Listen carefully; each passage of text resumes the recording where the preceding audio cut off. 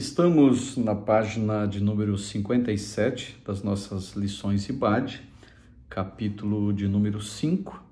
Obadias, o orgulho precede a ruína. Os profetas do Antigo Testamento dirigiram suas mensagens ao povo de Israel e ao povo de Judá. O povo de Israel entenda Reino do Norte, o povo de Judá entenda Reino do Sul. Lembrando que a capital do Reino do Norte é Samaria, a capital do Reino do Sul, Jerusalém. Porém, Deus, Ele é o Senhor de todas as nações, e isso significa que tudo que existe, todos os homens, do maior ao menor, estão sob o seu domínio. Ainda que os povos se recusem a reconhecê-lo como todo-poderoso, o soberano é o único Deus. Dentre todos os profetas veterotestamentários, 3 se destacam por dirigir o assim diz o Senhor para outras nações, portanto, fora dos termos de Israel. E quem são esses profetas que falam a outras nações? Obadias, que profetizou para o reino de Edom, os edomitas, Jonas e Nahum, que profetizaram para a Assíria. Então, nesta aula, ou neste capítulo do livro, vamos estudar Obadias e sua mensagem para Edom, um povo arrogante que receberia do Senhor a paga por todo o seu orgulho e altivez manifesta. Autor, local e data da escrita do profeta Obadias. Obadias significa servo do Senhor, a etimologia do seu nome. Não se tem muitas informações sobre sua biografia. Os estudiosos apontam que ele pode ter sido contemporâneo de Elias e Eliseu e ter pertencido ao Reino do Sul, haja vista que faz referências a lugares importantes, tais como Judá, Jerusalém e Sião. Está lá em Obadias, nos versos 10 a 12, 17 e 21. Depois os irmãos analisem na própria Escritura. E de acordo com Obadias, versículo 1, foi o profeta que escreveu o seu livro. Começa assim o livro. Visão de Obadias, assim diz o Senhor a respeito de Edom, dos edomitas. Temos ouvido a pregação do Senhor e foi enviado às nações um embaixador dizendo, levantai-vos e levantemo-nos contra ela para a guerra. Lembrando que a nação dos edomitas é a região da Jordânia hoje. É a região da Jordânia que é a região dos edomitas. Pega a parte, desculpe, dê uma olhada para o lado ali. Pega uma parte da Jordânia, essa região. Também é importante sinalizar que as escrituras apresentam outros Obadias, haja vista que se tratava de um nome comum em Israel. Logo, deve-se ter cautela para não confundir os personagens, confundir o profeta Obadias com outros que não têm a alcunha de profeta. Página 58, tema de Obadias. O tema do profeta Obadias gira em torno da iminente destruição que viria sobre os edomitas, devido aos pecados e à sua arrogância, a altivez dos edomitas, bem como trata da restauração que haveria de vir sobre a nação de Israel, mesmo tendo passado por catástrofes, invasões, sofrimento e dor, haveria o tempo em que Deus traria a restauração, fazendo com que o seu povo fosse exaltado e glorificado o seu nome. MacArthur, ele afirma o seguinte na página 58. Obadias é um estudo de caso das maldições e bênçãos de Gênesis 12, com 2 temas interrelacionados. O primeiro é o castigo dos edomitas por Deus pelo fato de terem amaldiçoado Israel. Aparentemente isso foi dito a Judá, dando assim ao povo a certeza de que o Senhor puniria Edom por sua arrogância e por sua participação na queda de Judá. O segundo tema é a restauração de Judá, que abrangeria até mesmo o território dos edomitas. Está lá nos versículos 19 e 21, Isaías 11 e 14, atesta essa verdade que eu falei para vocês. Página 59, nós temos aqui um contexto histórico. O profeta Obadias é levado pelo Senhor a falar com os edomitas. Os edomitas eram descendentes de Esaú e habitavam em uma região geográfica que lhes era favorável. Pelo fato de habitarem nas montanhas, podiam isolar-se e terem uma posição estratégica, vindo por parte da própria natureza, ao passo que os rebanhos podiam ser bem alimentados pelos pastos verdejantes que lá existiam. Então, portanto, se gabavam até da posição geográfica onde a nação estava colocada. Esses descendentes de Esaú, logo irmãos de Israel. Olha que coisa interessante que é Jacó, no caso. Para se conhecer um pouco de sua história, é preciso voltar ao livro de Gênesis, quando a Bíblia relata que Esaú e Jacó brigavam no ventre de Rebeca, Gênesis 25. Ambos se tornaram dois povos importantes. Jacó foi o pai de Israel, ao passo que Esaú foi o pai dos edomitas, que logo em seguida se tornaram inimigos um do outro. Além disso, há um fato marcante na história dessa família que envolveu a questão da primogenitura. Vocês conhecem muito bem a história do fato em que o Jacó surrupia a primogenitura de Esaú, mas tem todo esse pano de fundo, todo histórico. Lá na frente, Deus aborrece o Esaú, ama Jacó e assim sucessivamente. Mas os irmãos estão bem familiarizados qual foi o estopim da guerra, da briga secular, centenária dessas duas nações e desses dois povos. Página 60, contexto religioso e espiritual. O contexto religioso de Judá envolvia a profunda idolatria e o culto a Baal neste momento, que imperava naqueles dias. Josafá, um rei que se voltou ao Senhor, ele tinha morrido e seu filho Jeorão, altamente comprometido com o pecado, aliado à sua esposa Atalia, filha nada mais de Acabe e da ímpia Jezabel, levaram a nação às práticas abomináveis aos olhos do Senhor. Isso está bem documentado em 2 Crônicas, capítulo 21. Análise dos principais aspectos do livro do profeta Obadias. Deus haveria de tratar com Edom devido ao seu orgulho e arrogância.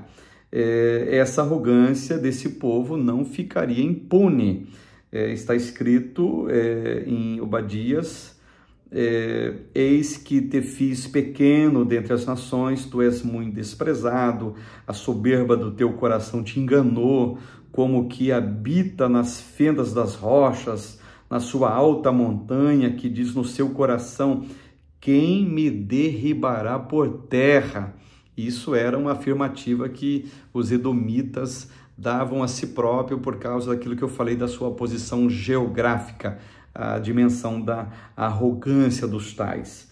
Então o castigo viria sobre os edomitas porque foram violentos com os israelitas. O Senhor dissera que Judá haveria de prevalecer, ou seja, mesmo passando pelo fogo e pela destruição, haveria de se levantar e ser completamente restaurada. Promessa de Deus, juízo contra os edomitas e restauração da nação de Israel. Então vocês observam esses dois pontos interessantes, essas duas análises são as principais do livro de Obadias, destruição de um, restauração de outro. Página 62, reflexão sobre a mensagem de Obadias. Obadias nos mostra o perigo da inimizade entre os irmãos. Essa é a principal, digamos, lição que nós temos acerca deste livro, evidenciando que as consequências dela costumam ser funestas, a inimizade entre irmãos. Salmo 133 é sempre bom lembrar nesse contexto, é bom e suave que os irmãos vivam em união. Há outros casos nas Escrituras, sendo que um dos clássicos exemplos, evidentemente o maior deles é Caim e Abel. Um matou o outro, que gerou morte, está lá em Gênesis 4. As inimizades são frutos das discordâncias motivadas por vários fatores, porém, sempre é importante lembrar que o que está por detrás de tudo isso é o pecado que afetou toda a raça humana. Gênesis capítulo 3. Esse vírus entra em Gênesis 3 e afeta toda a raça humana, causando discórdias, inimizades e assim por diante. A partir dele, o ódio, o desejo de vingança, dentre tantos outros males, passou a fazer parte da vida humana. O pecado, primeiramente, gerou inimizade entre Deus e o ser humano, porém, por seu amor gracioso, Todo-Poderoso enviou seu Filho para morrer na cruz e, com isso, restabelecer a amizade com o homem. João 3,16, Isaías 53, deixa bem claro essa questão. Página 63, onde nós estamos, uma questão para reflexão. Lembrando que eu não estou aprofundando tão necessariamente em todos os profetas devido à escassez do nosso tempo também e o nosso tempo de aula. Questão para reflexão, como eu falei, página 63. Em sua opinião, como pode ser expresso o caráter de Deus apresentado em Obadias? Reflexão para você e eu, claro, pensarmos nessa questão do caráter de Deus.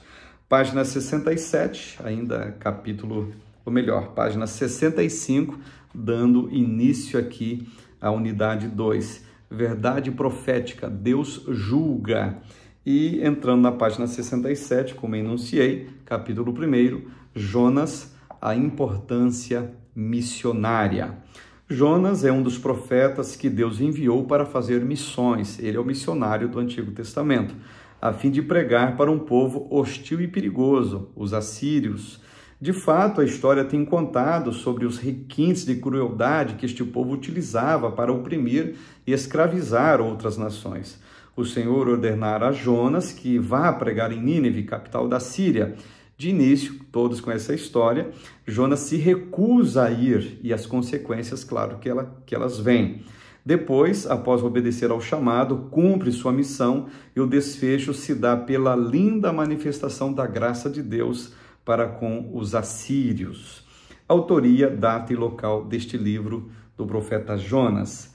Jonas era filho de Amitai. Seu nome no hebraico significa pomba. Pomba que remete que ele deveria ser uma pessoa de passividade, uma pessoa da paz, não belicoso e no espírito vingativo que ele se revela primeiramente, recusando-se a pregar para aquele povo com medo de que Deus perdoasse o povo e o salvasse. Ou seja, desculpe o termo, Jonas queria ver o circo dos assírios pegar fogo. Esse era o caso, né? Que ele, nesse momento, não está cumprindo a delicadeza, a docilidade que deveria ser a significância do seu nome, pomba, no caso. Ele era natural de Gat-Éfer, uma aldeia de Zebulon, que distava a 3 quilômetros de Nazaré, Juízes 19:13. Lembrando que tinha uma historicidade mal interpretada, dizendo, lembra na época de Jesus, diziam, de Nazaré não vem coisa boa, porque se tinha uma história basicamente assim, Jesus não pode ser profeta, não pode ser o Messias, porque de Nazaré não nasceu e não veio nenhum profeta, mas eles estavam enganados com relação a Jonas. Ele era de Gat-Éfer, que é uma região de Nazaré, atual Cisjordânia hoje. Então, há uma teoria baseada na tradição judaica, do Midrash e Talmud, de que ele seria o esposo da viúva de Sarepta. Mas isso aqui é só uma tradição, não podemos afirmar 100%, certo? Porém, isso não pode ser afirmado, como já falei, categoricamente, pois não há uma confirmação desse dado histórico. A escrita do livro ocorreu aproximadamente em 765 a.C., não se tem clareza sobre o autor, logo não se sabe se foi o próprio Jonas que escreveu a sua própria história, embora a oração contida no capítulo 2 esteja na primeira pessoa, digamos, então subjaz nisso que foi o próprio Jonas que escreveu, mas não podemos afirmar também. Para a tradição, no caso, uma tradição, Jonas é o autor do livro que leva o seu nome. E MacArthur, ele afirma o seguinte sobre esse dado, é importante frisar, página 68. Estamos citando bastante MacArthur porque várias citações deles ocorrem neste material de profetas. A autoria não é declarada de modo direto. Ao longo de todo o livro, o autor se refere a Jonas na terceira pessoa do singular, o que leva alguns estudiosos a crerem que o livro não foi escrito pelo profeta. O uso da terceira pessoa pelo autor não é, contudo, uma ocorrência incomum no Antigo Testamento, gente. Ademais, as informações autobiográficas encontradas em suas páginas apontam claramente para Jonas como seu autor. É provável que o relato em primeira pessoa, em primeira mão, dos acontecimentos e experiências tão extraordinárias tenha sido registrado pelo próprio Jonas. É o caso desse livro, né? Ele foi engolido por um grande peixe, gente. Tem relatos do que aconteceu naquele grande peixe. Uma oração aconteceu lá dentro. Então, são dados autobiográficos. O versículo introdutório não precisa ser entendido como indicação contrária, pois livros de outros profetas, como Oséias, Joel, Miqueias, Sofonias, Ageu e Zacarias, têm introduções semelhantes. Então, Jonas, ele foi um profeta das tribos do norte, que exerceu seu ministério por volta do 8º século antes de Cristo. Certa feita, os fariseus afirmaram que da Galileia não tinha surgido nenhum profeta. Lembra que eu citei João 7,52? E isso foi um erro, haja vista que, conforme citado no início desta aula, Jonas era de Gad-Éfer, em Zebulão, ao norte de Nazaré, portanto, na Galileia.